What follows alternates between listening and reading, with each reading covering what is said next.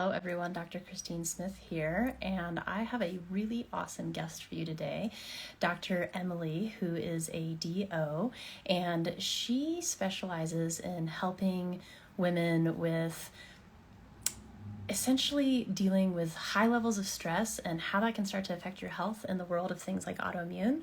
So I'm going to go ahead and invite her on here.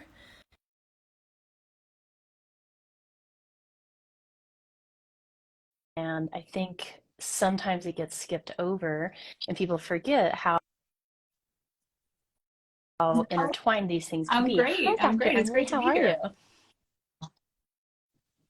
Absolutely. Thank you so much for joining me. So, I was just telling everyone about you a little bit and how you kind of work with women who may be dealing with high levels of stress without actually realizing that they're in high levels of stress and how this can affect health. And I know even though you work mostly with women, everything we're going to be talking about applies to men and women, or really anybody, because we all share really similar physiology. So, why don't you just tell everyone a little bit about Sure. yourself, your own Yeah. work, and we'll My get name is rolling. Dr. Emily Roedersheimer, and I am a family practitioner by trade. So I spent 15 years in family medicine, and then I found functional medicine.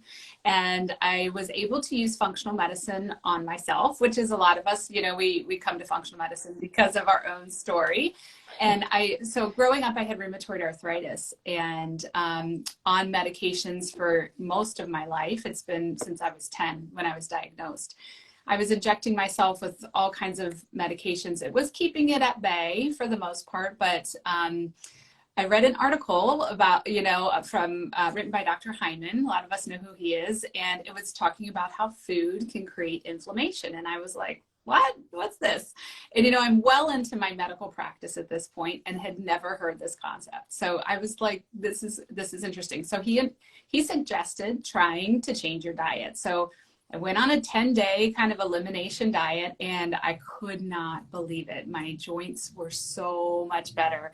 I was actually able to get off one of my medications completely and reduce the dose of another one by like 50%. So this was life changing. Like, in my mind was like blown because I had all this medical training and had no idea that my food was impacting me in this way. So then I went on a little bit of just I had to learn everything. I was listening to every podcast I could get a hold of and eventually went through my training with the Institute for Functional Medicine and left primary care because once you know a new way of doing things, you can't really stay in the old paradigm. It just didn't feel good anymore. So I now am not, I have continued to work on myself. I don't take any medications. My joints are doing great. And so my goal is to just empower as many people as possible to know that your body can do this. We just have to find the right tools to help it out. And yeah, so I'm kind of on a mission to spread the word about functional medicine to as many people as possible. I love that. Thank you. And like to think that you had symptom changes in 10 days, right? Guys, that's like a week and a half. Like anyone can shift their diet for that time. So that's pretty amazing because, RA, like that's not a small I was diagnosis at 10. all. Especially what Yeah. When I age was, did you deal with that at? Oh, so yeah. you had Yeah. junior RA. That's like a whole other. Okay, so wow, what a amazing case to talk about because that means that there's hope for a lot of people because if you've been dealing with this since childhood, that means that your physiology is quite It's so adapted to true. it, yet you're And still that's able to one thing change that it. I really find myself having to a doctor now. I'm like holding the hope for my patients because they don't see it, right? And I'm sure you see the same thing. If you go to a rheumatologist or whatever, whatever kind of chronic illness you have, you go to the specialist, they don't really know that this can be reversed, right? So as patients we have no Yes. hope. I thought I was going to be injecting myself with these two medications for the rest of my life. I like really had no idea. So I like to hold the hope and just tell everyone that obviously I can't make any guarantees, but things can get so much better. Well, and I think that's really important, right? Because I have been through my own health experiences where, like, I've done my research and I've asked physicians who are leading in their field, like, hey, do you think this could work? And their answer is, no, that won't work. Instead of, I don't know if that will work. And I think the answer of no, that won't work is naive because to think that we know that much about the body and the brain and nature is kind of arrogant. So, yes, we know quite a bit, but to give a finite answer to anyone, I think is a little, yeah, I don't know, kind Yeah. for lack of a better word, silly, because I think it's really helpful to, like, the wording that you work with clients with is so important, which leads us beautifully into our conversation. But I did see a little question earlier, and someone was asking, can this help Mhm. asthma too? I'm going to say yes, because basically what we're talking about is the most foundational things that you can do for your health. And I also study with the Yeah. Institute for Functional Medicine, so we're buddies there, and I love it because Really. it's such an amazing community. So if anyone is like looking for a functional medicine doctor, just go to Google and type in IFM, find a practitioner. It will take you right to their page, and then you can literally look for a practitioner in your area who has been through this kind of training. And IFM is awesome because you end up getting a whole blend of different practitioners in it, and they've been creating this community for, gosh, over 20 years plus, more than that. And they were kind of some of the pioneers in this area of looking at the body as a holistic system and looking at the foundations of care as lifestyle. And I think that they are kind of training the new generation of physicians. And there are other wonderful functional medicine programs too. And I study outside of IFM as well because I think depending on what you want to learn, you have to pull from a Yeah. lot of different areas. It's a lot of work to do functional medicine and to understand physiology in this complex way. But like, yes, changing your diet can absolutely work for asthma. It is well documented in the literature that asthma and gut health are very closely related. So let's dive into the lifestyle components a little bit. And you can, I mean, I guess we kind of spoke about how like this became your niche and like who you like working with. But I know one of your passions is how stress can affect autoimmune. So why don't we just start there Sure. and you can Yeah. kind of And give us your that's take on that. stress was never something I set out to kind of really focus on, but the longer I was in practice, the more and more I saw the common thread among all of my patients that the stress was the thing. I could help them, like, most of them would be glad to change. I'll change my diet, I'll get some more sleep, but nobody was focusing on the stress piece, and I couldn't get them better. Right? If we have this chronic drive of stress that is not being looked at or addressed, it's just like we're trying to push a boulder uphill, and it's so hard. So yeah, thank Can you also define how you think gosh. about stress as we Well, talk about I this? think, stress, there's a lot of different forms of stress, right? There's, the good stress of like, well, I'm not sleeping, but I have this brand new baby and that's why. And then there's a lot, I think most people, most Americans would think of psychosomatic, psychological stress, the boss that's overbearing or the bad marriage or, those kinds of forms of stress. But stress can also come from imbalances in our blood sugar, we're going up and down all day with our blood sugar, that's stressing our system out, or infections or inflammation. Those are all things that are stressors on our body. And then there's past stress. This is what I see a lot also, is somebody who had a lot of stress in childhood or years ago, that's not currently a situation, but their body's holding on to all of that. Or they got trained in being in Yes. fight or flight at an early age, and they're still there even though they don't need to be anymore. It sounds like you see that as well. Oh gosh, yeah. And I've talked about this on different stuff before, but sometimes I'll get clients that come in and I'll just give kind of an example of like, how I spot this because I think you're right. A lot of people are in a stress state without realizing it because they've been living that way for decades. And I often will have someone come in. Sometimes, like the stress is really obvious, right? But at least they're still connected to their body. When I have somebody come in and they're like very prim and proper and they sit down and they tell me about all this like crazy medical trauma, stressful things that's happened over the last 5 years with a totally straight face and like no emotional reaction at all. They're like, what do I do? And they're like so clear and collected and calm. And you wouldn't think of that as stressed. But to me, I read that as Yes. you are disconnected from your body. You are in a state of fight or flight where you have dissociated. So that is someone where I'll start with physical care to actually like get them back in their body through touch. And there's like a variety of techniques that I'll use to approach that because everyone's different and their body needs different things. And I collaborate with, other communities. Like there's a place in Denver called the Zen Den, and they use biohacking technology to help people get their body back into a state of presence. And then you can start to work with nutrition, and then you can start to talk to somebody about complicated labs. If I try to tell somebody about their physiology and the complexity of their labs when they're in a fight or flight state, it kind of goes like in one ear and out the other. And they just don't process it well.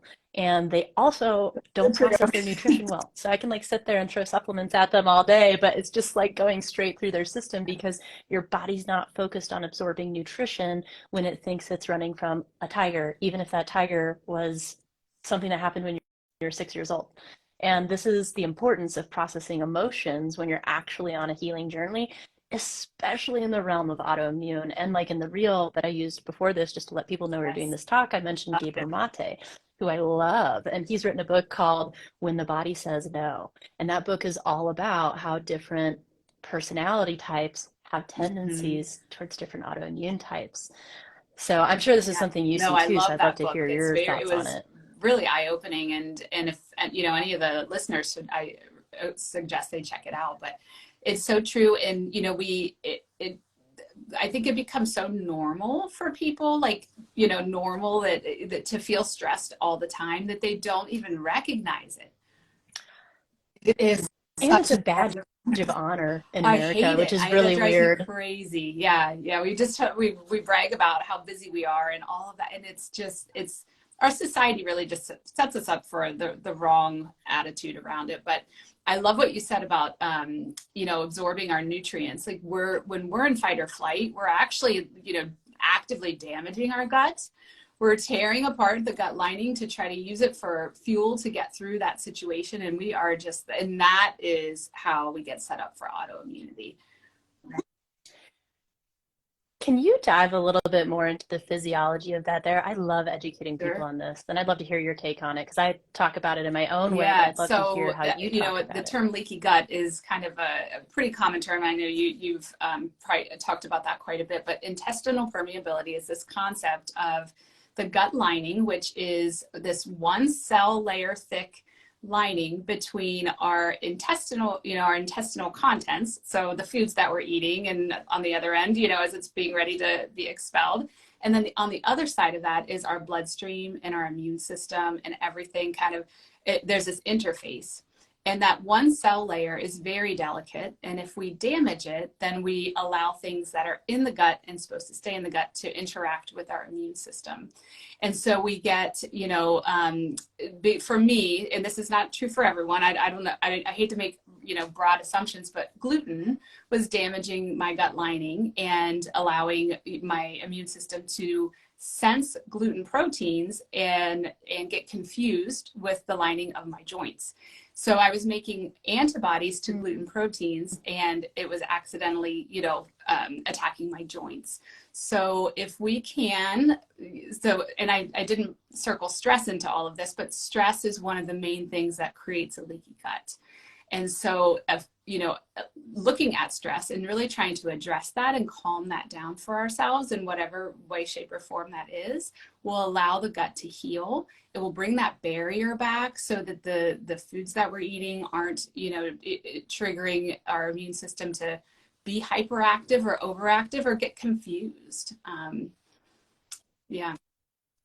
Yeah. Oh, I'm I'm so glad that you're bringing this up because I think people forget that stress is a component, and I'll often work with, and in the past before I understood it as well as this, it would be confusing because like I'd work with clients and be like, I'm doing all the right things. Like I am the healthiest person I know when it comes to food, but something is still wrong. And like, how do I fix it? And that's where it gets complicated. And, I love our counseling system. I have counselors I refer to all the time. I think it's a really important tool to be able to use and is like, I don't know, has an odd stigma in various places in the world, but I think it's amazing to have a third party to be able to help you work through your thoughts. But at the same time, sometimes we have to work with our own energy. And energy is different than verbalizing because sometimes you can verbalize yourself in circles. And I had a friend say once that words are clunky, and it's true. And English is a complex and confusing language. And if you like don't get the word exactly right, then the energy is kind of off. But that is where things like meditation come in, and why it can be important is because it's a way to start to shift your own energy and practice a new perspective. And I think that statement is one of the most important parts of this because stress is all about how you perceive your world. And this is why one person or two people can go through the same situation, and one person can end up with PTSD and another person doesn't. Because it's all about how they perceive the experience. And your perception creates the chemical cascade in your body. So if you're going through a stressful situation, but you don't allow yourself to perceive it as intensely as like being chased by a tiger, and you realize that like you'll figure it out and it's okay, then you might not have the same damage to your gut occur as that person who goes into freak out mode and is like, oh my God, it's the end of the world. And it's there's a blessing and a curse right here, because the blessing is that we have now just taken the victimhood out of these conditions, right? And that's one of my struggles with how conventional systems approach this is they teach you that there's something wrong with you and that you must be fixed by something outside yourself that is often synthetic. And that's not always the case. It's like sometimes it really comes from the inside out, and you can start to heal your gut through things like meditation alone, and that's been shown in the literature. And so if the curse of it though is that we're challenging you to take Right. responsibility as a participant in the cause of your illness. And that is the challenging part. And I'm not saying that's easy, and I recognize how Yeah. hard it is, which is why I'm addressing it right now. But at the same time, it's a gift because you have now just been given your power back. So I'd be really curious to hear like how you approach this with your clients and That's kind of working around everything. those I agree mindsets. 100% with everything you just said. And you're so right. The exact same situation could be seen as a blessing versus, the end of the world to somebody. So it's all in how we look at it. And the chemical cascade, all of that. I agree so much on that. I try to come and meet my patient wherever they are. So some people, if I say the word meditation, they're completely turned off and they run for the hills, right? So sometimes we start with just like focusing on your breathing, or maybe it's a guided meditation or a guided mindfulness practice where you're just sort of scanning the body. I like a body scan as a way to drop in. Like you said, that disassociation where it's like we have a brain and it's separate from our body. That's the power of functional medicine is we see it's all connected, and we know that what's happening in the brain is affecting the body, and vice versa. So, start wherever you are. If you've never meditated a day in your life, maybe you start with, 2 minutes on an app and listen to a guided sort of thing. If you've been at it for a little while, I love silent meditation, and just really sinking in and having like, and you've talked about this before, but like this peaceful, quiet place where all your thoughts and responsibilities and all the heaviness is just gone. Yeah. I liken it to the idea of, when you're at a swimming pool and there's like kids playing and everything, and then suddenly you go under the water and it's like quiet. I just love that. Yeah.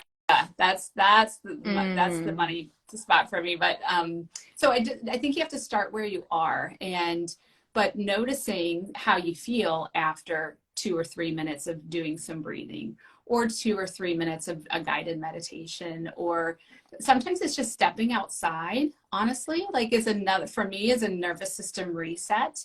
The fresh air, the birds, that all of the beauty of nature can really reset. So wherever you can, and I like to call them micro breaks. I have my patients schedule in, because who can't take 2 or 3 minutes, right? If you do not have 2 or 3 minutes a couple times a day to do these little resets, then you actually probably need 20 to 30 minutes, right? That's exactly right. And I also want to present this concept just in case anybody hasn't heard of it. You can get addicted chemically to being stressed out. Like you really can, because it's what your body considers homeostasis. And so now when you're in a calm, relaxed state, you actually feel unsafe and you feel uncomfortable Yeah. because it's not what your body views as normal. And if you've had, we'll just call it stress in your past of certain capacity, you may feel like you're no longer on alert Mhm. and you feel That's so irresponsible. And, and I think this is a really important thing to address because people don't realize you can get addicted to being stressed out. You can get addicted to being anxious. You can true. get addicted to being depressed because it becomes an identity and it becomes a chemical state in your body. And homeostasis means like what your body views as balance. It doesn't mean it's actually balanced. It Yeah. means it's what you've trained your body is balanced. And so by doing this kind of work, it's uncomfortable in the beginning, but it's so important for your longevity of your life and being able to not only live longer, but be Mhm. mentally capable and present That's so true. into your And later years. resilient, right, for what else is coming. I find that more of these stress practices we Yes. put in, even little pieces of them, then when something comes up, we're able to handle it, and it's not going to throw us for quite the loop it would have if we hadn't done any of this. So it's so important. I think everyone, and you're right, and it can be uncomfortable. So maybe starting slow, starting small, and knowing that it's okay to be uncomfortable a little bit at first. Definitely. And that's part of the training, right? Is like you're training yourself how Right, to be right. comfortable being uncomfortable. And Yeah. like that is the recipe for life. Like life is always going to make you uncomfortable in some way. And the way that you prevent yourself from like having a, we'll just call it like an overreaction and a stress cascade chemically is by how you perceive it. So if you have practiced being uncomfortable, when it happens, you know that you can handle it because you've already been there. And, with meditation, I think it's like really misunderstood. And like when I say the word meditation, people tend to think of like the monk sitting For on a like an mountaintop hour or cross-legged two, like right? this, right? Yeah. But the word, yeah, but like the word meditation to me is like akin to music. If you just say like I listen to Yeah. music, it's a really broad statement. So if you say I meditate, you're like talking about this umbrella of 8 billion different ways to do it. But really what it is it's like becoming present in your body or your environment or your mind and repetitively coming back to a certain point of focus in a state where your body feels safe enough to create. I think that's like the simplest way that I can put it.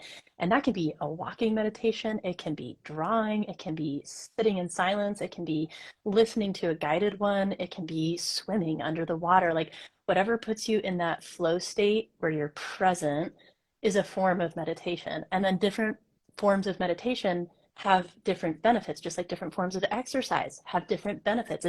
It is the gym for your brain, and you just pick what you want to do at the gym and you pick the area of your brain that needs exercise. And it I love might be overcoming your anxiety. So it might be Yeah. sitting there listening to all your anxious thoughts and quieting I them. was just And that thinking is your before when you were talking, practice. like, when you first do bicep curls, that they don't feel good, right? They're a stressor on your system, but they make you ultimately stronger. So you're exactly what you're saying, like dealing with Yes. these, like the monkey mind, and like keep catching it and bring it back to stillness. Every time you do that, it's like the bicep curl for your brain. So it's not easy, but well worth the time and effort. So I want to come back to like because we're talking about tools, and then I want to talk about the physiology a little bit, and then we can kind of come back to how you maybe approach things with your clients and some of the tools you have them go through. But with the physiology, so she was talking about leaky gut and her body making antibodies to gluten and then accidentally attacking a form of tissue in the body. That's something called molecular mimicry. It's where your body accidentally gets confused. Now, there's a lot of research going on autoimmune because we don't fully understand it, and we're still coming to understand it.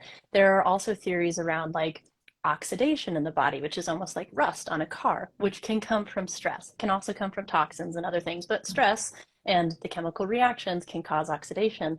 And then it's like your immune system is trying to clean up the oxidation, and then it accidentally gets confused with your own cells being oxidized and then like interacting with your own cells. And then there's, the more esoteric component of it where it's like your energy is confused, therefore your immune system is confused. And this is the idea of energetic coherence, and why meditation or biohacking technologies that help you like get back into your body and get into a calm state can be really important, because they help with your energetic frequency, your energetic signature, your energetic coherence. And this is stuff that like Dr. Joe Dispenza talks about. And so I'd be curious, when it comes back to like the autoimmune component, like what are some of the causes and relationships between stress and Well, autoimmune on a I think physiological you just level? nailed some of them on the head there, right? Yeah. Cool.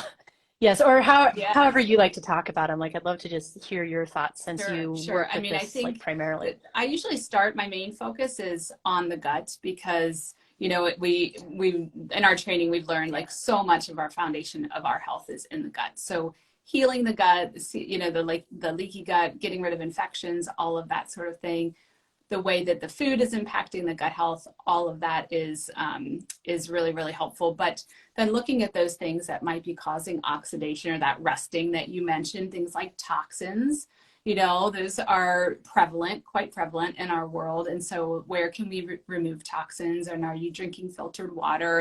And what are your beauty products like? And all of that sort of thing. So, you know, we're looking for removing different sources of stress in that way, like all those different types of stress. So I actually like that you just mentioned that, right? So we were talking about mental stress, but there's also like physical stress, there's nutritional stress, there's toxic stress. So all of these play into our health. Sure. Beautiful. Thank you. I just wanted to hear your take on that.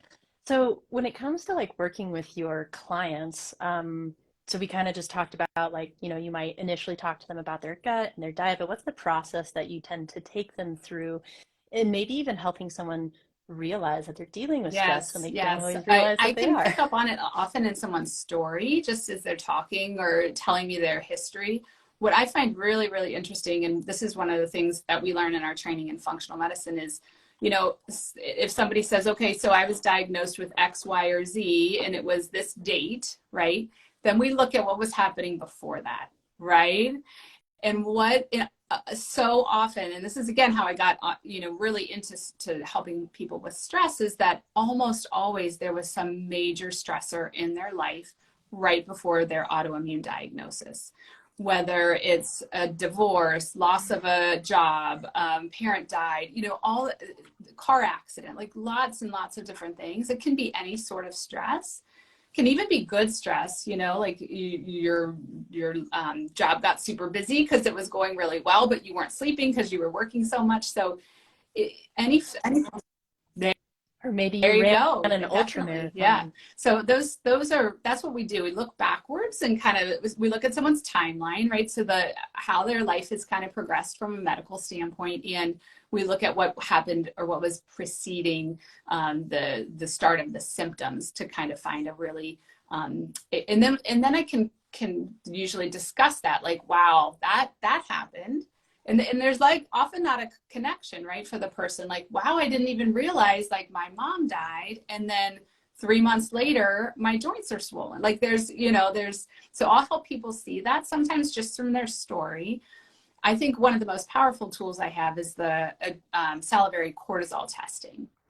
I have so many women or patients in general that don't see the stress or don't think they're stressed. This doesn't apply to me, and then I show them in black and white the results of their testing, and they can't argue. It's like these light bulbs, you can see it happening, and they're like, wow, like this is affecting my body. And I think that's why in traditional medicine there's not much talk about, like, the traditional doctors aren't talking about stress, because they don't really have tools, or they don't know how to use the tools that we're using to kind of look at someone's stress response. So that, I think that's probably one of the most powerful things, but often you can find it in their story. Yep. And I'm so glad you mentioned salivary testing, because I think, part of why I do this on this channel is just to educate people Yeah. so they know what questions to ask. And like, you can do a blood test for cortisol, but it's a snapshot in time, and it's not super telling. So one of the benefits of like salivary testing for hormones, not just cortisol, but like overall, is it shows over a period of time how your body is processing that Mhm. hormone and what your cells are doing with it, not just how much is floating around in your blood. So, in functional medicine, we'll use a ton of different kinds of testing. And I love what you said about like taking a good history too. I think that's one of the foundational components of functional medicine is learning how to ask the right questions. And I have people ask me often, like, how do I find a good functional medicine doctor? I'm like, well, they should be asking you a A lot of lot. questions when you come in, and they should not Right. be dismissing anything.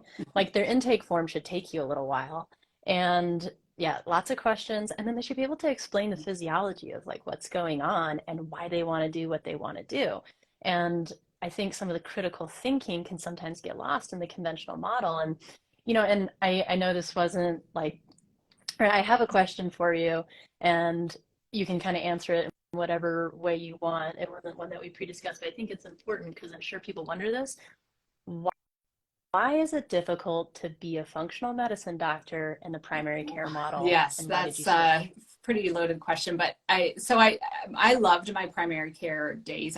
Because I felt very connected to my patients. I'm always doing it for the patient and the connection.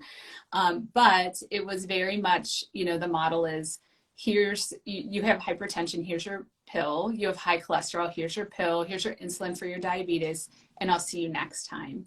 And then I went to my training in functional medicine. As I'm learning, like there's so much more to do, like so much, right? Like and I had 15 minutes to talk to people. So Yeah. yeah, I found myself You're handing out like handcuffed, yeah. handouts left and right. Read this, do that, like it, and it landed for maybe 5% of the people that I talked to. And I found that when those 5% of people came back in and said, guess what? I looked at that handout you gave me and I changed how I'm eating, and look, my blood sugar's better.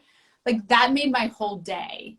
And then it got to be like, I need to be working with the people that can use the tools that I have, and the tools that resonate with me now. I no longer felt good about just passing out the medications because I knew there was something else that could be done.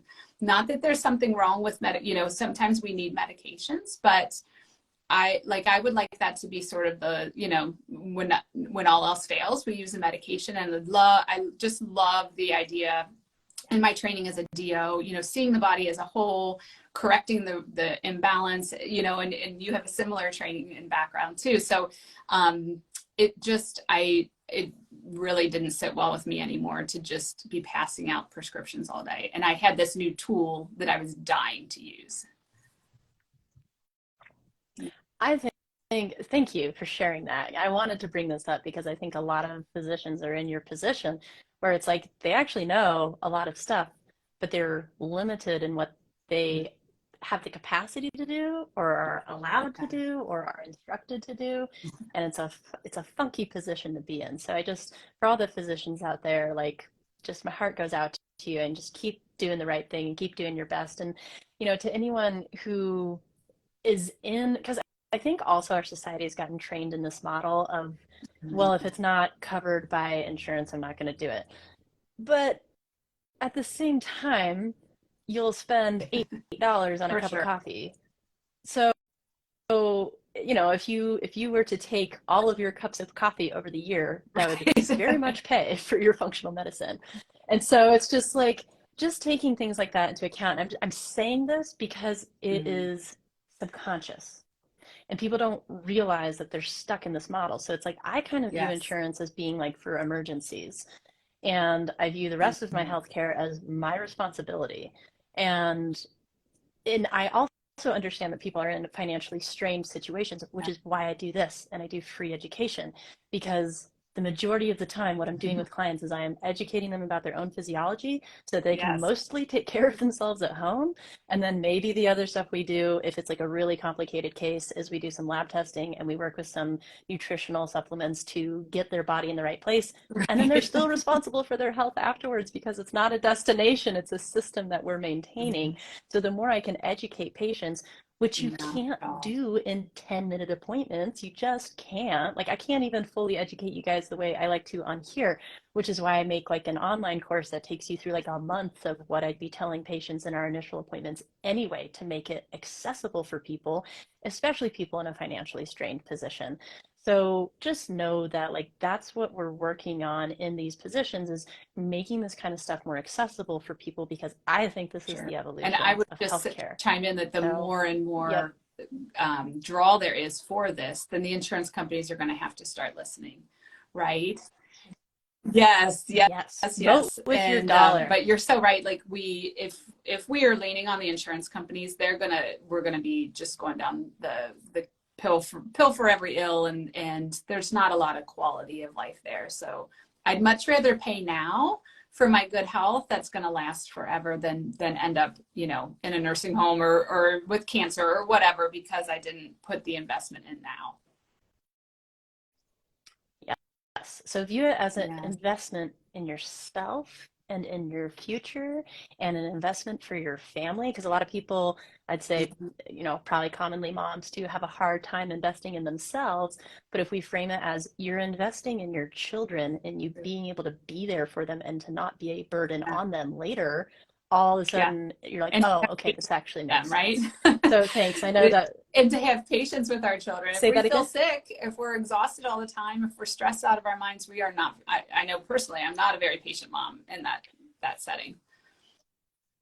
Yeah. It makes you a better parent. It makes you a better partner. It makes you a better friend. Like, taking care of yourself and being in your best state. Like, I try to train my patients, like, I don't want you to eat well to be Mhm. thin and pretty. I want you to eat well Yes. because it's good for you Yes. and you view your body as a temple, and it's an opportunity to be Yes. able to eat well. Like, that's a privilege.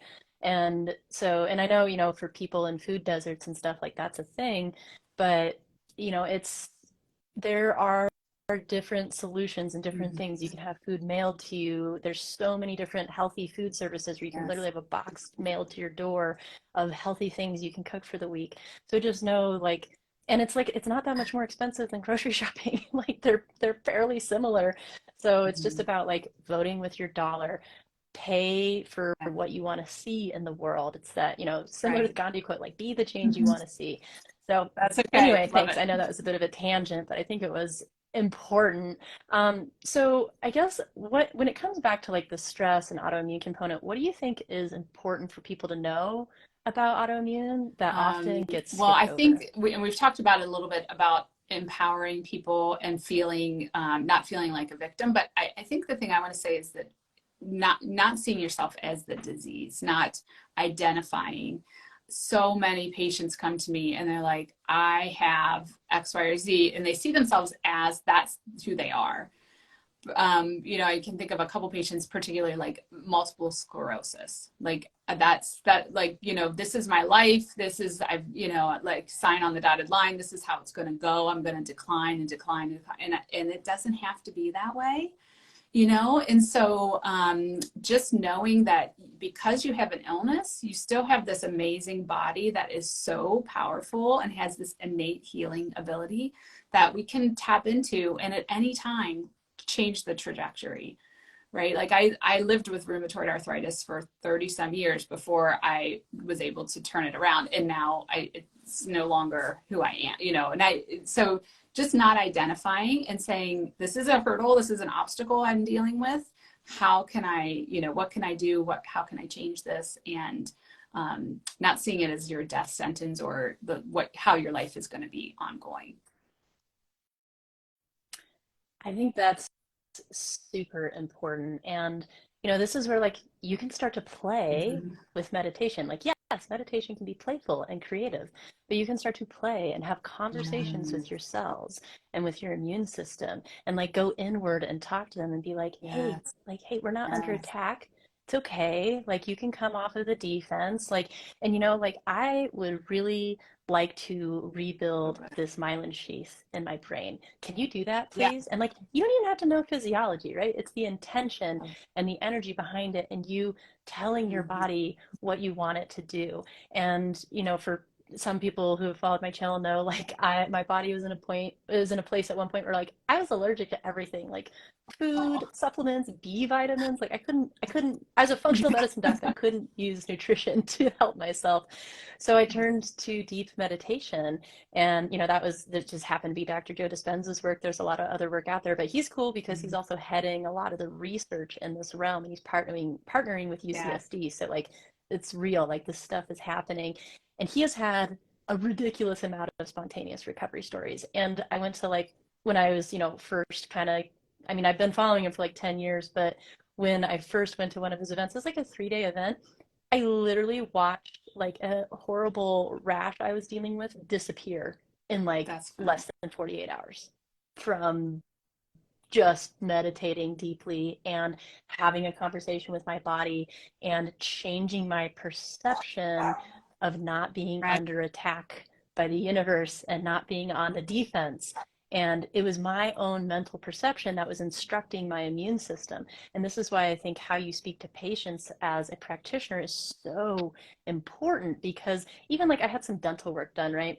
And he was like, oh, like that was a really deep thing. And you might have some sensitivity, and if this doesn't work, then we're gonna have to do a crown and blah blah blah. And I turned to him, I was like, what do you Oh, want to happen? that's And he awesome. kind of looked taken aback, and he was like, oh well, I want this to heal this way under the limestone. And I was like, great, that's what I'm gonna focus on. I've had zero pain, That's so zero issues. So ask.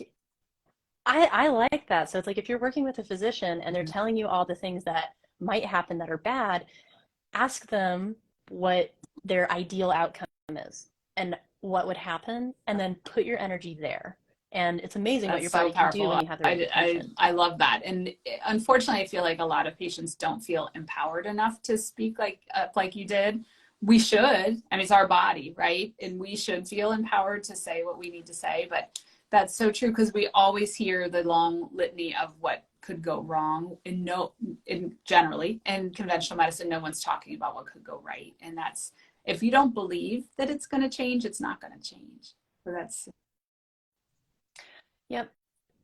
And I think, when it comes to quote unquote challenging your physician, I don't think you need to yeah, do it in a way that's challenging to them. I just asked them, I was like, what's your ideal outcome? yeah. So like you can ask That's that question pretty innocently. And also like if your physician gets really offended by you like asking questions, and I don't know, yeah, like I think it's okay for you to ask questions. I'm just going to give you that permission, and I think you should be able great. to in our system. So, Mhm. find someone that you vibe well with, that you feel nurtured by and cared for by, and like you're allowed to go doctor shopping, just like you can go Sure. shopping for any other thing that Yeah, you need. yeah. So, yeah, that's Good just an reframe. option. Beautiful. Thank you. So, and I guess kind of as we wrap up here, do you have like any last things that you want to share with people, or anything that you're working on that you want them to know about? And Yeah, then we'll kind of go into how sure. can they find you if I they think would I like would to just work say with you. that, if this interests you at all, if you're, if I mean, obviously following you, that the people listening have some interest in changing their health. And I would say it is well within your power and your ability to make extreme positive changes. And it doesn't have to be big and expensive. Like you said, like there's a lot of lifestyle changes and looking into meditation and sleeping a little bit more. They are free, and They're I they're talk about them all free. the time. So, I think the foundation of our health is lifestyle. And if we can get so actually, that's a little side note. In my practice, about a year and a half ago, I switched the setup of my practice. That as patients came in, they didn't work with me initially. They saw my health coach for the first 3 months. And the reason I did that is because initially the lifestyle is where it's the low hanging fruit. It's where all the bang for our buck is. And so, in very often, by the end of 3 months, the patient doesn't see me. Like they're good. Uh, yeah, and you're familiar with the MSQ, but Yes. we have this medical symptom questionnaire that we have patients fill out, and they rate their symptoms, and the higher the score, the worse you feel. And across the board, at least a 50% reduction in symptoms after 3 months with a health coach, which is truthfully just working on the lifestyle piece. So, and it's great if you can get a health coach. You don't need a health coach if you're watching Dr. Christine and picking up on all of her tips. Lots of this information is free. So dive into that, and you really do have a lot of power. Yeah. Absolutely. That's a great model. I really like that model. And I like what you said, where it's like sometimes we don't even need to do the Yeah. testing if you just like make these changes. And, and I know like Dr. Emily has her own programs and stuff that she's working on. And if you guys feel like you need some assistance, but you're not really ready to like jump in with a practitioner or a group program yet, you can check the link in my bio. And it's like I designed a 5-week course to teach people what I teach them in like our first couple months of That's awesome. appointments for you to do at home. And you can see how well you do and if you still need help after that, because it's more Yes. about teaching you how your body works. Is there anything that So you're working I'm on that you want people to know if about, you or if anyone they wants to wanted to find me, find my you? practice is Balanced Living Functional Medicine, and it's balancedlivingfm.com is my website. You can sign up for my newsletter. I've got 2 different newsletters a month that go out. Lots of this kind of information in there. I'm at the beginning stages of writing a book, and so maybe I'll come back when it's ready. But it's all about how our bodies are speaking to us, and we need to try to listen, and the wisdom there. So I'm super like that's where my jam is right now. So but I'd love for people to sign up for my newsletter, or my Instagram handle is at Balanced Living FX Med. So thank you so much for having me on here. It's been an honor. Oh, yeah. We do. No, thank you. I think we share a lot of the same values, and it's always fun to That's talk nerdy physiology with somebody. So thanks for sure. thanks for accommodating my nerd. But I can't wait for our next All conversation. right. Thank And you. yeah, Bye thanks for bye. your time.